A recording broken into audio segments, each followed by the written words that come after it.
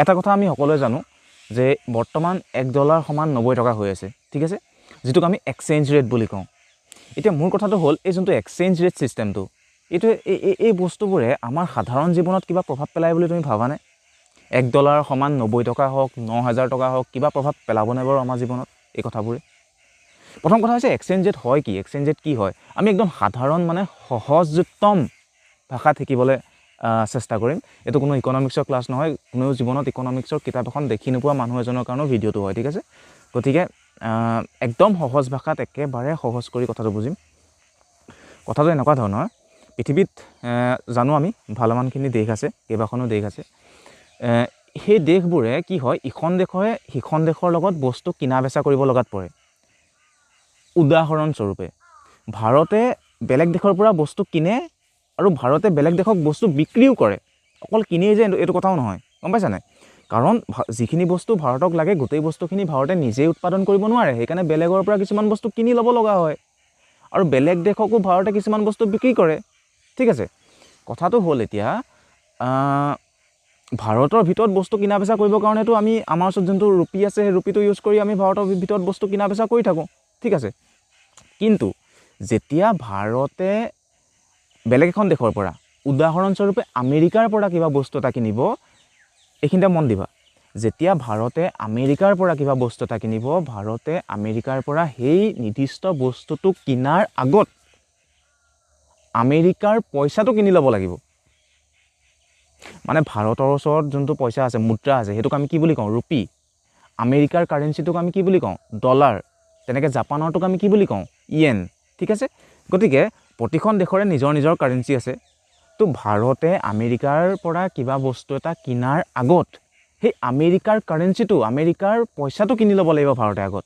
সেই পইচাটো দিহে আমেৰিকাৰ পৰা বস্তু কিনিব পাৰিব ভাৰতে। মহাত্মা গান্ধী আঁকি থোৱা সেই পইচাটো দিলে আমেৰিকানে নলয়, সেইটো আমেৰিকাত কাম নাই, ঠিক আছে। এতিয়া কথা হ'ল, ঠিক তেনেকৈ আমেৰিকান এজনে যেতিয়া ভাৰতৰ পৰা কিবা বস্তু এটা কিনিব, আমি ডলাৰ কি কৰিম? ডলাৰটো গৈ মই দোকানত আলু কিনিব গ'লে মোক আলু দিব জানো? চিনিয়ে নাপাব বহুতে এইটো কি আনিছে। গতিকে এনেকুৱা লিখা কথা। গতিকে ডলাৰটো আমাৰ ইয়াত নচলে, মানে আমাৰ ইয়াত আমি সাধাৰণতে ডলাৰে বস্তু কিনা বেচা নকৰোঁ। তো আমাৰ পৰা যেতিয়া আমেৰিকান এজনে কিবা বস্তু এটা কিনিব ভাৰতত আহি, তো আমাক কি দিব লাগিব? সেই মানুহজনে ইণ্ডিয়ান ৰুপি দিব লাগিব। তাৰ মানে কি? তাৰ মানে আমেৰিকাৰ মানুহজনে প্ৰথমতে ইণ্ডিয়ান ৰুপিটো কিনি লৈছে আমাৰ পৰা ডলাৰ দি পেলাই, তাৰ পইচাটো দি পেলাই, সিহঁতৰ পইচাটো দি, সিহঁতৰ পইচা যোনটো ডলাৰ দি ৰুপিটো আগত কিনি লৈছে, আৰু সেই ৰুপি ব্যৱহাৰ কৰিহে আমাৰ পৰা বস্তু কিনিব পাৰিব। বুজি পালা? এতিয়া কথাটো হ'ল, যেতিয়া তুমি আমেৰিকাৰ পৰা কিবা বস্তু এটা কিনা, সেই বস্তুটো কিনাৰ আগত মই কৈছোঁ যে ডলাৰটো কিনি ল'ব লাগে। কিনি ল'ব লাগে। আমি দোকানত গ'লে কি সুধোঁ? যে আলু কিনাৰ আগত 1 কেজি আলুৰ দাম কিমান? সুধোনে? সুধোঁ। ঠিক তেনেকৈ তুমি যেতিয়া মাৰ্কেটত যাবা, ডলাৰো কিনিবলৈ পায়। ডলাৰ শনিবৰীয়া বজাৰত কচুগুটি কিনা দি কিনিবলৈ নাপায়, সেইটো বেলেগ কথা। কেনেকৈ কিনিবলৈ পায়, কি কিনিবলৈ পায়, দাম কেনেকৈ ডিচাইড হয়, এইবোৰ আমি পাছত পাতিম, ঠিক আছে। এতিয়া কথাটো হ'ল, ডলাৰ আমি কিনি ল'ব লাগিব আমেৰিকাৰ পৰা বস্তু কিনাৰ আগত। এতিয়া মই যদি যাওঁ মাৰ্কেটত গৈ সুধোঁ যে $1 দাম কিমান, মই ইণ্ডিয়ান হিচাপে মই সুধোঁগৈ $1 দাম কিমান, তাৰমানে মই কি সুধিছোঁ? $1 কেই টকা? আমাৰ ইণ্ডিয়ান ৰুপিত কেই টকা? বোলে $1 দামটো বোলে 90 টকা। তো সেইটোৱেই ইণ্ডিয়া আৰু আমেৰিকাৰ পইচাৰ মাজৰ এক্সচেঞ্জ ৰেট। কাৰণ আমেৰিকাৰ পৰা বস্তু কিনাৰ আগত প্ৰথমতে মই ডলাৰ কিনিব লাগিব, আৰু তেতিয়া মই সুধি ল'ম যে $1 বোলে কেই টকা? বোলে $1 90 টকা। বোলে মই আমেৰিকাৰ পৰা বস্তু এটা কিনিব খুজিছোঁ যাৰ দাম $2, তাৰমানে মই 180 টকা দি $2 আগত কিনি ল'ব লাগিব, সেইটোহে আমেৰিকাক দিলে মোক বস্তুটো দিব আমেৰিকাই। বুজি পাইছা? এতিয়া কথাটো হ'ল, তাকে আমি ওলোটাকৈও ভাবিব পাৰোঁ। যেতিয়া আমেৰিকান এজনে ইণ্ডিয়াৰ পৰা বস্তু এটা কিনিব, তো আমেৰিকানজনে কি কৰিব? ইণ্ডিয়াৰ পইচাটো আগত কিনিব। ইণ্ডিয়াৰ পইচাটো কিনিবলৈ যাওঁতে আমেৰিকানজনে সুধিব যে 1 ৰুপিত কিমান ডলাৰ? পাৰ্থক্যটো চোৱা, আমেৰিকানজনে কি সুধিব? 1 ৰুপিত কিমান ডলাৰ? কিমান ডলাৰ হ'ব 1 ৰুপিত? যদি 90 টকাত $1 পাওঁ, তেতিয়াহ'লে 1 ৰুপিত কিমান ডলাৰ হ'ব?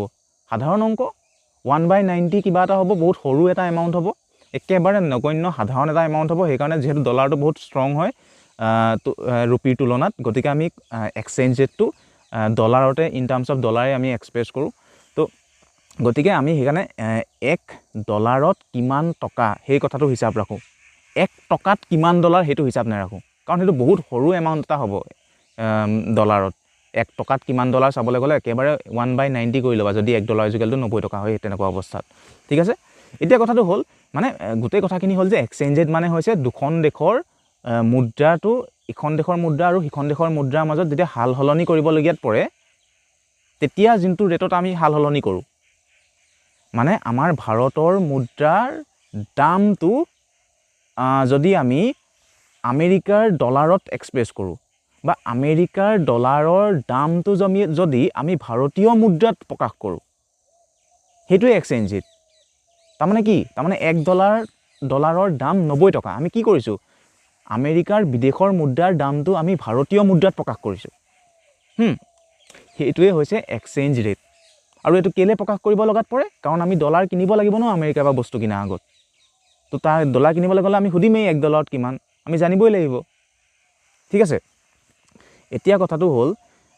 $1 সমান 90 টকা হৈ থাকোঁতে বা $1 সমান 50 টকা হৈ থাকোঁতে কাৰ লাভ হৈছিলে কাৰ লোকচান হৈছিলে এই কথাটো যদি আমি চাবলৈ যাওঁ কথাটো কি হয় যিখিনি মানুহে ধৰা আমেৰিকাৰ পৰা বস্তু কিনি আছে আগতে ধৰা আমেৰিকাৰ পৰা কোনোবা এজন মানুহে $2 দি বস্তু এটা কিনিছিলে যেতিয়া $1 দাম 50 টকা আছিলে তো কি $1 দাম 50 টকা আছিলে $2 বস্তু এটা আমেৰিকাৰ পৰা কিনিব বিচাৰিছে মানুহজনে কেই ডলাৰ দিব লাগিব কেই টকা দিব লাগিব 100 টকা দি মাৰ্কেটৰ পৰা $2 কিনি আনিয়ে বস্তুটো কিনিব পাৰিব নোৱাৰিব পাৰিব এতিয়া কথাটো হ'ল যদিহে $1 দাম 90 টকা হৈ যায় তেনেকুৱা অৱস্থাত $2 কিনি আনি আমেৰিকাৰ পৰা বস্তু কিনিবলৈ 180 টকা দিব লাগিব মানুহজনে তাৰমানে যোনে আমেৰিকাৰ পৰা বস্তু কিনিব যাক আমি ইম্পৰ্টাৰ বুলি কওঁ যি আমদানি কৰে সেই মানুহবোৰৰ লোকচান হ'ব সেই মানুহবোৰে বেছি দাম দি কিনিব লাগিব ঠিক আছে আৰু তাৰ প্ৰভাৱটো কি হ'ব বেছি দাম দি যদি আমেৰিকাৰ পৰা তুমি বস্তু কিনি আনা ইণ্ডিয়াটো সেই বস্তুটো বেছি দামত বিক্ৰী কৰিবানে তো আমাৰ সাধাৰণ মানুহবোৰে সেই বস্তুবোৰ বেছি দাম দি কিনি খাব লাগিব মই প্ৰডাকশ্যনলৈ ভিতৰলৈ যোৱা নাই মই লেবাৰ কষ্ট কমাব আমুক কৰিব তামুক কৰিব সেইবলৈ যোৱা নাই একদম চিম্পলকৈ কথাটো কৈছোঁ বস্তু এটা বেছি দাম দি কিনি আনিছা বেছি দামত বিকিবা সিমানেই কথা মাজত বহুত কথা সোমাই থাকে সেইখিনি কথালৈ যোৱা নাই ঠিক আছে এতিয়া কথাটো হ'ল গতিকে আমাৰ জীৱনত প্ৰভাৱ পৰিব আমি বেছি দাম দি বস্তু কিনিব লাগিব ন বস্তুৰ দাম বাঢ়ি যাব আৰু ভালমানখিনি ইয়াত হ'ব প্ৰভাৱ পৰিব কিন্তু মোটামুটি ডাইৰেক্ট চাবলৈ গ'লে এইটো এটা প্ৰভাৱ দেখা দেখি ওলাই আছে নেক্সট কথাটো হ'ল কিছুমানে ক'ব যিখিনি বস্তু আমেৰিকালৈ আমি বিক্ৰী কৰি আছিলোঁ বোলে কোনোবা মানুহ এজনে ধৰা $1 দাম 50 টকা হৈ থাকোঁতে আমেৰিকালৈ বস্তু এটা পঠিয়াইছিলে $2 পাইছিলে সেই $2টো ইণ্ডিয়ালৈ আনি পেলাই সি 100 টকা বনাই ল'ব পাৰিছিলে যেতিয়া $1 দামটো 90 টকা হ'ল সেই $2টো আমেৰিকাৰ পৰা ইণ্ডিয়ালৈ আনি মানুহজনে কি কৰিব পাৰিব 180 টকা বনাই ল'ব পাৰিব গতিকে যি আমেৰিকাক বস্তু বিক্ৰী কৰিছে যি এক্সপৰ্টাৰ যি ৰপ্তানি কৰিছে তেখেতৰ লাভ হৈছে ডলাৰৰ দামটো যিমানেই বাঢ়ি গৈছে তেখেতৰ লাভ হৈছে সেইফালৰ পৰা চাবলৈ গ'লে হৈছে কিন্তু কথাটো হ'ল আমাৰ ভাৰতবৰ্ষখন তোমাৰ কি বুলি কয় অভাৰঅল যদি চাবলৈ যোৱা ভাৰতবৰ্ষই বেছি বস্তু বিদেশৰ পৰা কিনেহে বিদেশক বিক্ৰী কৰাতকৈ মই অকল আমেৰিকা বুলি কোৱা নাই পৃথিৱীৰ সব দেশৰ কথাই কৈছোঁ ঠিক আছে আমেৰিকাৰ কথা অকল মই কোৱা নাই পৃথিৱীৰ সব দেশৰ কথাই কৈছোঁ বেলেগ দেশৰ পৰা বস্তু কিনিলেও আমি ডলাৰত পে'মেণ্ট কৰিব লাগে ঠিক আছে সেইখন দেশৰ কাৰেঞ্চিটো আমি কিনাৰ সলনি ডলাৰ কিনি ডলাৰতে পে'মেণ্ট কৰিব পাৰোঁ সিহঁতি ক'লে ঠিক আছে আমাৰ দেশৰ তোমালোকে কাৰেঞ্চি কিনিব নালাগে তোমালোকে ডলাৰ কিনি আমাক দিলে আমি লৈ ল'ম পৃথিৱীৰ বেলেগ প্ৰায়বোৰ দেশে তেনেকৈ একচেপ্ট কৰা আছে গতিকে বেলেগ দেশৰ পৰা পৃথিৱীৰ প্ৰায়বোৰ দেশৰ পৰাই বস্তু যেতিয়া কিনে ভাৰতে ডলাৰত পে'মেণ্ট কৰিব লগাত পৰে বুজি পাইছা গতিকে কি কৈছিলোঁ বস্তুৰ দাম বাঢ়ি যাব ইম্পৰ্ট কৰিলে ইম্পৰ্ট কৰা বস্তুৰ দাম বাঢ়ি যাব বেছি দামত আমি কিনি আনিব লাগিব বেছি দামত কিনি আনিলে আমাকো বেছি দামত বিক্ৰী কৰিব ঠিক আছে মই লিংকটো হেৰাই গ'ল হেৰি কথা কৈ আছিলোঁ যে কি বুলি কয় এক্সপৰ্ট যোনখিনি আমাৰ ভাৰতবৰ্ষখনে বেছিভাগ বস্তু ইম্পৰ্টহে কৰে আমাৰ ভাৰতবৰ্ষখনে বেছি বস্তু বিদেশৰ পৰা কিনে বিদেশক বিক্ৰী কৰাতকৈ ডলাৰৰ দামটো বাঢ়ি গ'লে কি হয় ইম্পৰ্টাৰখিনিৰ লোকচান হয় ইম্পৰ্টাৰখিনিয়ে বেছি দাম দি বস্তু কিনিব লগাত পৰে যিহেতু ভাৰতবৰ্ষ এখন কি হয় ইম্পৰ্ট অৰিয়েণ্টেড কাউণ্ট্ৰি হয় মানে বেছি বস্তু আমদানি কৰে ভাৰতবৰ্ষই অভাৰঅল যদি চাবলৈ যাওঁ গতিকে আমি ডলাৰৰ দাম বাঢ়িলে লাভটো কি হয় সেই দিশটো বৰ বিশেষ গুৰুত্ব দিয়াতকৈ লোকচানটো কি হয় আমি সেইফালে চালেহে আমাৰ লাভ হ'ব আৰু এটা কথা চোৱা চৰকাৰে যোনবোৰ আমাৰ ধাৰবোৰ যে লৈছে চৰকাৰবোৰ ধাৰতেতো চলি আছে তো সেই ধাৰবোৰ ইণ্ডিয়ান ৰুপিত লোৱা নাই সেই ধাৰবোৰ কি কৰিছে সেই ধাৰবোৰ লৈছে তোমাৰ আমেৰিকান ডলাৰত আগতে ধৰা $10 চৰকাৰ এখনে ধাৰ লৈছিলে সেই মই ইণ্টাৰেষ্টটো বাদেই দিলোঁ সেই $10টো ঘূৰাবলৈ আগতে যদি $1 দাম 2 টকা আছিলে তেতিয়াহ'লে 20 টকা দি মাৰ্কেটৰ পৰা $10 কিনি আনিব লাগিব, তাৰপিছত সেই ধাৰ লোৱা য'ৰ পৰা ধাৰ লৈছিলে ত'ত ঘূৰাই দিব লাগিব। এতিয়া যদি সেই $1 দাম তোমাৰ 5 টকা হৈ যায় তেতিয়াহ'লে সেই $10টো কিনিবলৈকে 50 টকা দি কিনি আনিব লাগিব ন ঘূৰাই দিবলৈ আকৌ। তাৰমানে ডলাৰৰ দামটো বাঢ়ি যোৱাৰ লগে লগে সেই ধাৰবোৰৰ ভেলুটো আৰু বাঢ়ি গৈ আছে ইণ্ডিয়ান ৰুপিত। তাৰমানে আমি $1 দাম 2 টকা হৈ থকা হ'লে $10 ঘূৰাবলৈ আমি 20 টকা এটা খৰচ কৰা হ'লেই হয়। $1 দাম 5 টকা হৈ যোৱাৰ লগে লগে $10টো ঘূৰাবলৈ আমি 50 টকা খৰচ কৰিব লাগিব। আৰু সেই 50 টকাটো চৰকাৰে ক'ৰ পৰা ক'ৰ পৰা দিব? আমাৰ পৰাই নিব, আমাৰ পৰাই ওলাব সেইটো পইচাও। গতিকে আমাৰ জীৱনত প্ৰভাৱ যথেষ্ট পৰে আৰু পৰিয়ে আছে সদায় প্ৰভাৱ। ঠিক আছে, আৰু বহুত কথা থাকে, বহুত কথা জানিবলৈ বুজিবলৈ থাকে। একদম মই ভালকৈ এই চেপ্টাৰটো পঢ়াম বুলি ভাবিছোঁ। গতিকে পাছত এইখিনি কথা আলোচনা কৰিম। এতিয়া এইটো একেবাৰে সাধাৰণ এনেই ভিডিঅ' এটা জাষ্ট এটা আইডিয়া পাবৰ কাৰণে মই ভিডিঅ'টো বনালোঁ। গতিকে ধন্যবাদ, পাছৰখিনি ভিডিঅ' চাই যাবা।